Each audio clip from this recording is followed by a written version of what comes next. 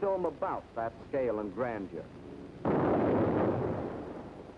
This is a film about that military achievement.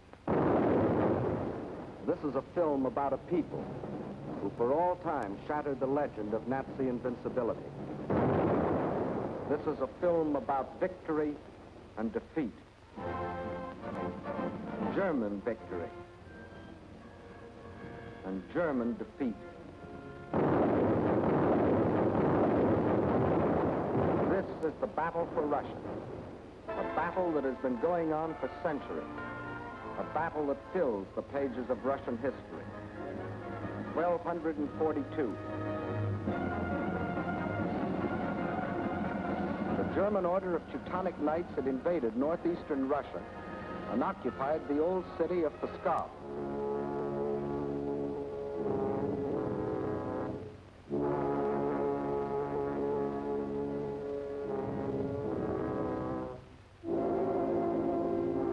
Under the leadership of their Grand Master, von Bock, they threatened to enslave the whole population of that area, including the capital, Novgorod.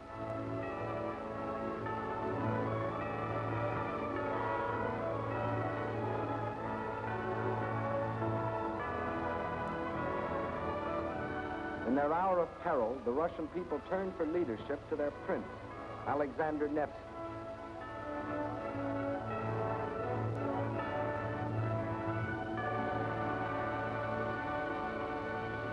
And on April the 5th, 1242, on Lake Peipus, the Russians met the might of the German forces.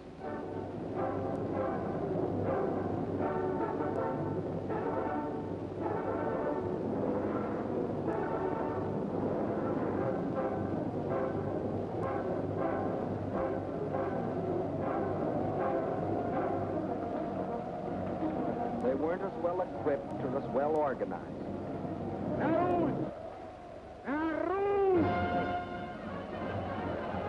But in their hearts was a flaming courage, a flame so fierce that it pierced the German army.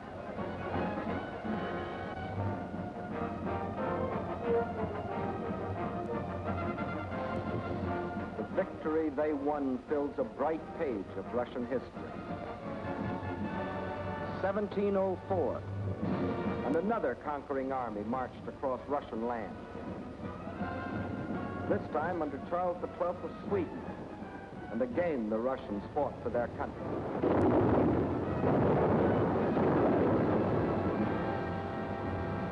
Led by their emperor, Peter the Great, after 5 long years of war, they defeated the Swedes in the historic Battle of Poltava.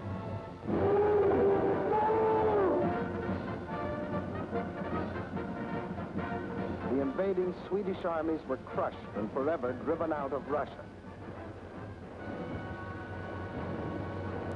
1812. Napoleon and his armies had blazed their triumphant way across Europe and were marching on Moscow. The conquering armies entered the city, but they entered a city in flames. Even in that day, Russian earth was scorched earth to an invader. And once again, the invader was forced to start the long march on the road back out of Russia. 1914, and another German army, this time under Kaiser Wilhelm, set out to conquer Russia.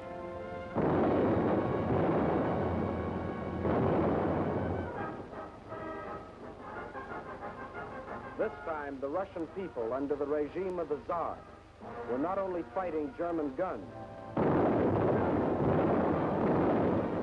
but oppression and corruption in their own country.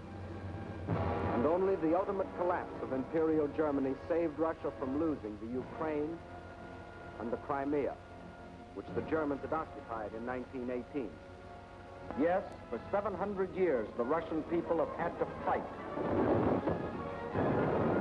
to defend their land against would-be conquerors. Why? Why have all these attempts been made to conquer Russia? Perhaps Russia itself can provide the answer. Here it is, 1/6 of the Earth's surface, reaching from east to west nearly halfway around the world. and southward from the North Pole to the borders of India. One country of 9 million square miles. That's our own country 3 times over, or all of North America and 1 million square miles to boot. The sun never sets on Russia.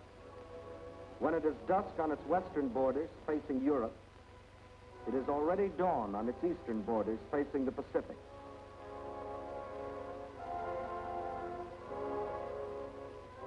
That's Russia, or to be correct, the Union of Soviet Socialist Republics. Deep in its mountains lie thick, rich veins of gold and silver. Below ground lie enormous deposits of copper, tin, manganese and nickel, chromium and radium, sulfur and magnesium. Russia is rich in raw materials. Her forests cover millions upon millions of acres. 1/4 of all the lumber reserve in the world belongs to Russia. And as for fuel, there's coal, ton upon ton. And more important, there's also oil. 213 million barrels a year of it. Black gold flowing from the earth that contains 55% of the world's oil. What else? Iron? Russia has better than 10 billion tons. That can make a lot of steel before it's done. Yes, Russia is rich. Farms cover millions upon millions of acres. The rich black earth that besides giving forth oil and coal will also grow everything from sunflowers to lotus. The tea her people drink in such huge quantities, and the tobacco that they smoke. Cotton grows here too, 3,800,000 bales a year. And sugar. And on the pasture land, the animals grow fat for food and wool for clothing. While on the warm plains, the fields of grain stretch as far as the eye can reach. Corn, oats, hops, rye, and don't forget wheat, 1/3 of the world's best.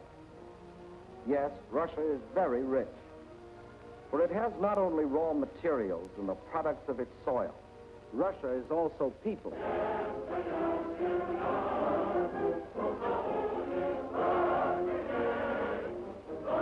193 million people.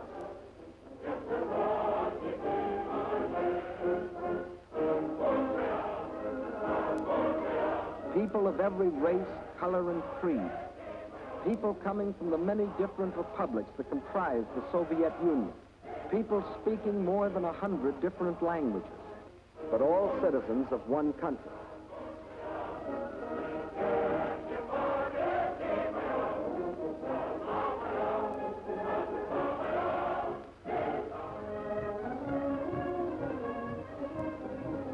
Whether they are the great Russians, the descendants of the first settlers of this vast area, and for 1,000 years its main population, or Cossacks, the famous horsemen from the open plains of the Don River Valley.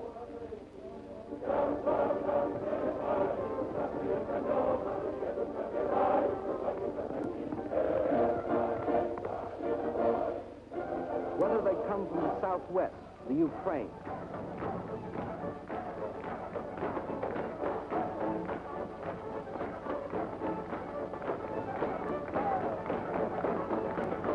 here in the breadbasket of the Soviet Union live the little Russians, better known as Ukrainians, and beside them the Moldavians and Bessarabians. Or if they come from the far south, between the Caspian and Black Seas,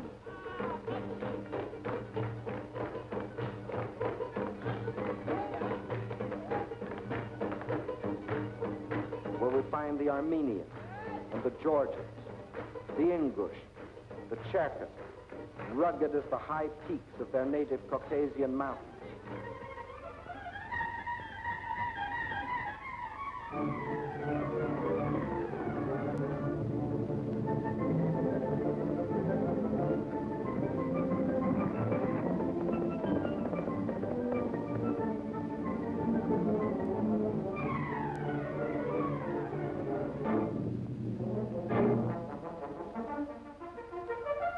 Whether they are Uzbeks, Turkmen, Kyrgyz, from the Persian and Indian frontiers, or Mongols,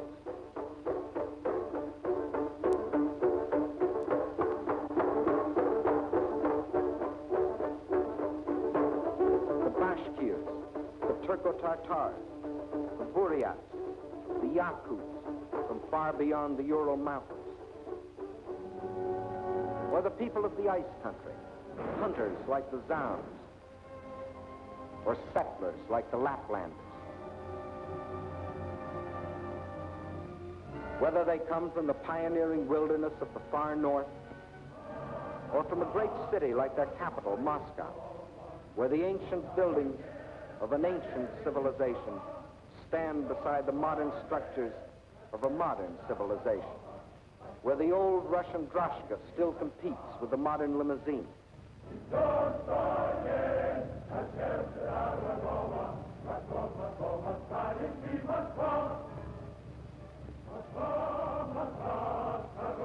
Whether they work in factories or as soldiers, whether they are bricklayers or traffic cops, sailors or riveters, school children or farmers, nurses or engineers, window washers or sales girls, housewives or postal clerks, radio announcers or stewardesses, scientists or typists, musicians or ballerinas.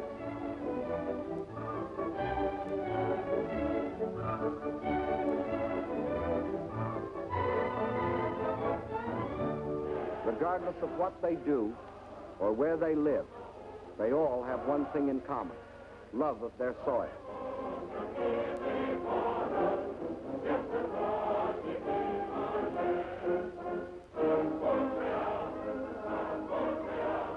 That is Russia.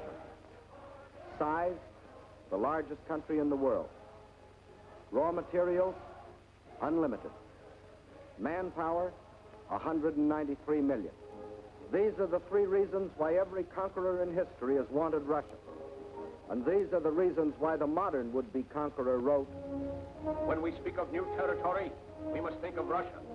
Destiny itself points the way there." Yes, as we have seen, Germany's spirit of aggression was handed down from generation to generation.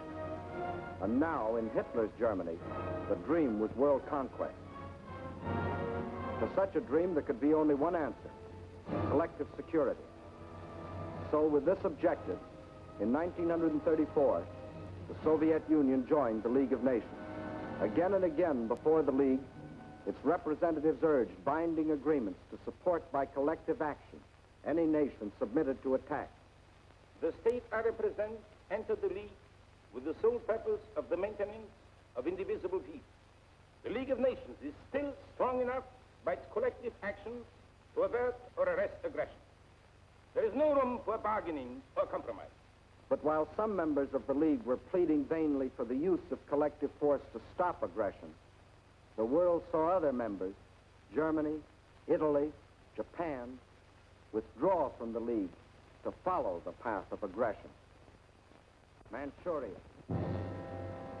Ethiopia, then Hitler invaded Austria, Czechoslovakia, and in 1939, Poland. First step on the road to Russia. But his eastward march was interrupted by France and Britain declaring war. So the Germans were forced to turn west. And in 1940, as we have seen, wiped the last opposition from Western Europe. And while the Nazis were unsuccessfully trying to beat Britain to her knees, the German generals were already planning to resume the interrupted Eastern Blitz. The road to Russia was now open.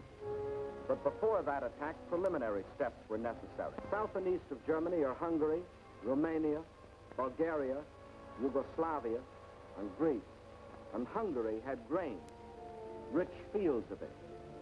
Grain too good for Hungarians when German soldiers have such good appetite. Hungary had bauxite. Bauxite makes aluminum, and aluminum makes planes. And Hungary had an army. Not the battle-trained German army, but good enough to throw against Russian guns. Romania had not only grain, but oil. And Hitler needed every last drop of it to power his war machine. Romania also had men, more slave labor, more cannon fodder for the attack on Russia. And most important, Romania and Hungary both had Russian frontiers, and Hitler wanted those frontiers in the hands of German generals. Bulgaria didn't have a Russian frontier, but it did have bases. Bases on the Black Sea. Bases for German submarines to prey on Russian shipping. By the spring of 1941, the reactionary governments of Hungary, under the dictatorship of Admiral Horthy, of Romania, governed by young King Michael, who was only a tool in the hands of Hitler's puppet, General Antonescu, and of Bulgaria, ruled by King Boris, always a disciple of German imperialism. All had sold their countries out to Hitler. Now, threatened by a revolt of their peoples, they were only too glad to be protected by Hitler's army. So by March of 1941, German armies were in occupation of Hungary, Romania, Bulgaria. That still left Yugoslavia and Greece. So long as they remained unoccupied territory, they remained the route for a possible Allied counter-invasion.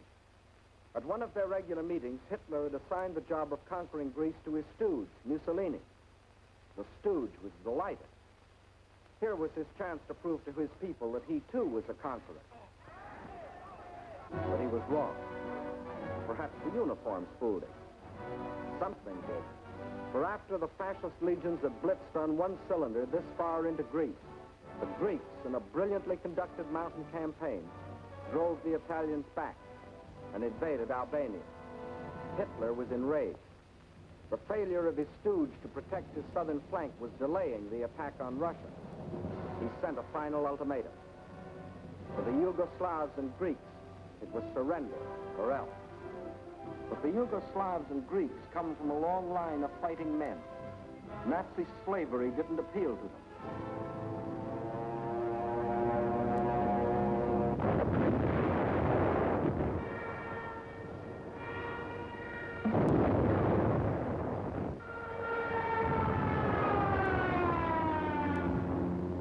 At dawn, on April 6th, German bombs told the Yugoslavians they were at war with Germany. The Nazis and Italians launched a powerful and coordinated attack from all their bases, supported by virtually unopposed aerial bombardment. The conclusion was inevitable. Although resistance was determined, the Yugoslav army was cut up into many small segments and captured. The war in Greece also began on April 6th. There, in spite of fierce and valiant resistance by the Greeks and the British who had come to their aid, the Germans, overwhelmingly superior in both numbers and equipment, forced their way past the Bistritsa River, Mount Olympus, the famous passage of Thermopylae. And by the end of April, the swastika flew over the ancient city of Athens. The conquest of the Balkans was now complete. The whole force of Nazi might could now be turned loose on Russia. There was no time to waste, for time was Russia's weapon. Their industries, so recently built and which, like our own, were designed for the ways of peace, were converted for war. Instead of steel for plows and tools, steel for shells and guns. They knew their industry could never produce enough to equip them adequately for the titanic struggle. But what they could produce, they would. At the same time, the army began to grow. More and more men were called up to be trained, hardened, drilled, prepared to defend their land.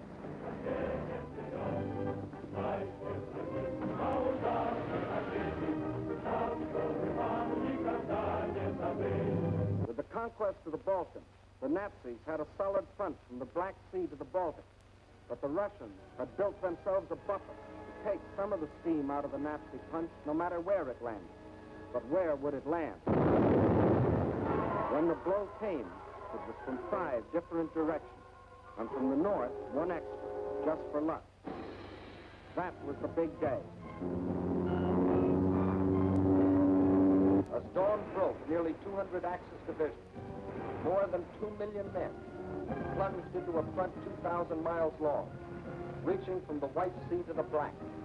Their aim, the annihilation of the Red Army in a decisive battle on the frontier.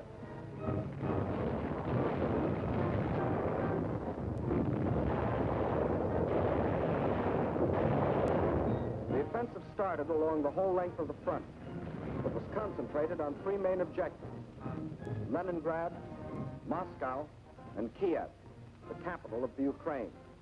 In the first 30 days, von Lieb's forces drove to within 125 miles of Leningrad, while the Finns under Mannerheim, supported by the Germans, began a drive from the north to encircle the city. In the center, von Bock's army plunged 480 miles into Soviet territory. One Russian city after the other was overrun by the invaders.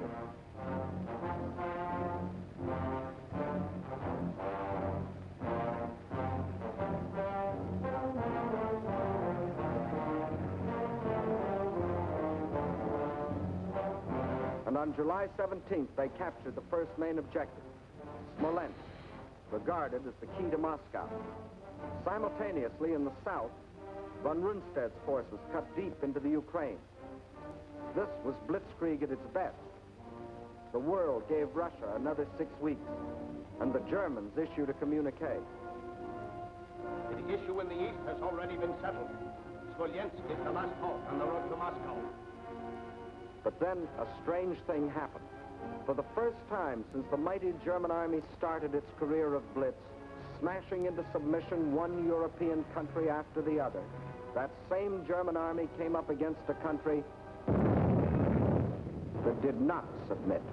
Despite the fact that Hitler's army swept deeper and deeper into the Soviet Union, and by October the 15th stood practically within the shadows of the Kremlin, despite the fact that the Soviet government and all foreign missions were forced to move to Kuibyshev 700 miles to the east, despite Hitler's triumphant pronouncement, I can say that this enemy is already broken and will never rise again. Despite the fact that by December, 500,000 square miles of Russian territory, an area equal to the entire Middle Western United States, had fallen to the invaders. Yes, despite Russia's loss of her best agricultural areas, her most thoroughly developed industrial plants, millions of her people, thousands of her tanks and her planes, despite everything, those 6 weeks had lengthened into nearly 6 months, and the dread Nazi blitz had spluttered, stumbled, and finally died. What had happened here? Let's try to analyze it. First, in this titanic struggle, not only two armies, but two fighting methods and two strategies came face to face. The German strategy was based on the well-tried Keil and Kessel, or wedge and trap maneuver. One wedge would be driven deep into the enemy territory to hook up with another spearhead driven through to meet it. In the trap thus formed, the victim would be pocketed for annihilation. The German plan in every campaign was to seek a decisive battle at the moment of invasion. A single blow must destroy the enemy without regard for losses. A gigantic, all-destroying blow. Remember the campaigns you have already seen in these films. Poland. The Poles concentrated on their borders. The Blitz broke through. 18 days finished Poland. France. The Allied strength on the borders. The breakthrough at Sedan. And the issue of France was settled. The Balkans. The Yugoslavians rushed to the border. The breakthrough came, and in 12 days, Yugoslavia was gone. The Germans planned the same blitz against the Russians. But the Russians had developed their own strategy, one to take full advantage of the vast area of their land. The Russian strategy was a defense in depth, line after line, far back into the interior. And when the Nazi wedge struck, the first line would bend with it until it became part of a second. Again, the wedge would strike. Again, a segment would be lost. But again, the line would bend until it became part of the third. So the deeper the Germans plowed into Russian soil, the stronger their opposition, until finally they faced an unshatterable wall and were robbed of their chance to hit that all-destroying blow they had counted on. The result? The Germans conquered land and lost the campaign. But the Russian tactics kept the main bulk of their armies intact and made a long war inevitable instead of that quick decision the Germans sought. And the Russians had other tactics that threw the Germans for a loss.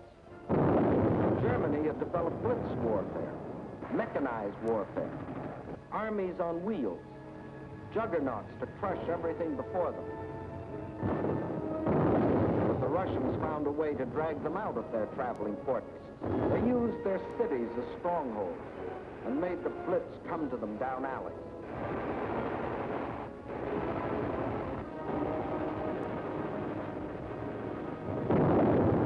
The more a city was bombed, the more impassable it became to the German panzers.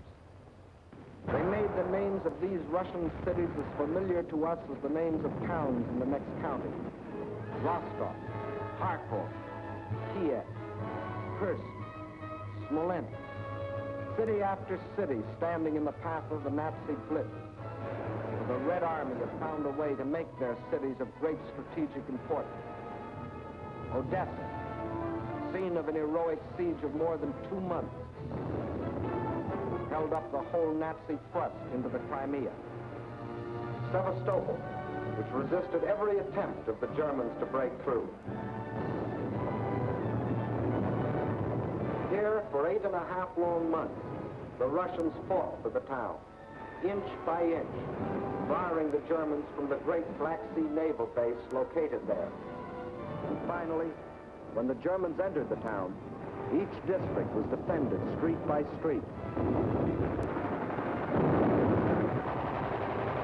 Each street house by house.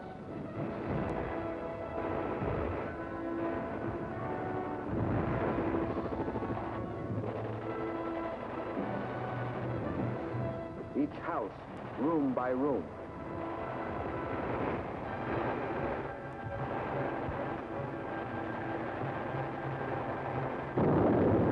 The Russians knew their cities would be demolished, but their objective was not to save cities, but to destroy Germany. A high price to pay for a copy of Mein Kampf. So the Germans were forced out of their armored shells to fight and to die in the hand-to-hand combat they thought they had abolished. There was another item the Germans had overlooked. They overlooked people. And generals may win campaigns, but people win wars. And on that fatal June 22nd, when the Russian people first learned of the invasion of their country, their grim faces told of their determination to fight and to die, but never to surrender. They knew this wasn't a question of who occupied what piece of land. This was a question of life or death. This war is not an ordinary war. It is the war of the entire Russian people. Not only to eliminate the danger hanging over our heads, but to aid all peoples groaning under the yoke of fascism. So the alarm was spread to factory and farm. And from every Russian town and village, men poured forth to answer the call. From now on, one thing mattered and one thing only: victory. Total war meant total mobilization. Not war just for soldiers, but war for everyone. Young or old, male or female, made no difference. Age had nothing to do with it. If you were only 12 years old, there was work for 12-year-olds to do. Sex had nothing to do with it. If you could hold a rifle, you were a soldier. If you could turn a lathe, you were a soldier. If you could harvest the fields, you were a soldier. If you could handle a locomotive or pilot a ship or guide a tractor, you were still a soldier. For everything you did was part of that total war. Nothing that the enemy could use was left behind. Not a yard of wire or a pound of iron. Not an acre of wheat or a head of cattle. And the old men stood watch over the fields, ready to give the word to burn at the first sight of the enemy. Scorched earth. What can't be withdrawn must be destroyed. That meant the factory, the plants, the oil depots. Flames claimed them all. The giant dam at Dnieperstroy, into which had been poured not only steel and concrete, but 5 long years of Russian toil and Russian sweat to yield the miracle of electricity to the farms and people of the Ukraine. Now, rather than let the power it generated fall to the enemy, they destroyed it.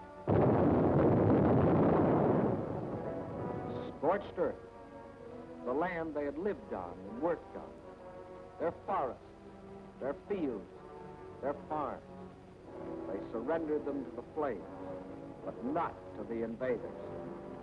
That was the scorched earth. And for action behind the German lines, a new army was formed. An army without uniforms, whose home was the forest, and whose front was the enemy's rear. A guerrilla army.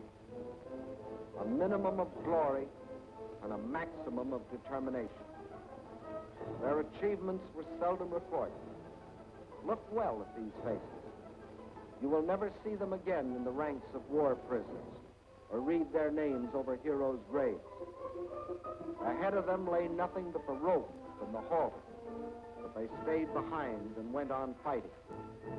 Their only goal was merciless destruction of communication lines, supply, the invaders themselves. Their weapons were dynamite and the terror of surprise.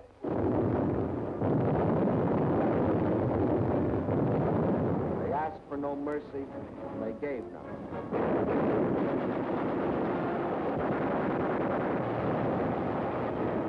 This is the guerrilla army. This, the scorched earth. This, the Red Army. These, its leaders. These are the reasons why, although the Germans conquered land, 500,000 square miles of it, it was just land, barren land, scorched land.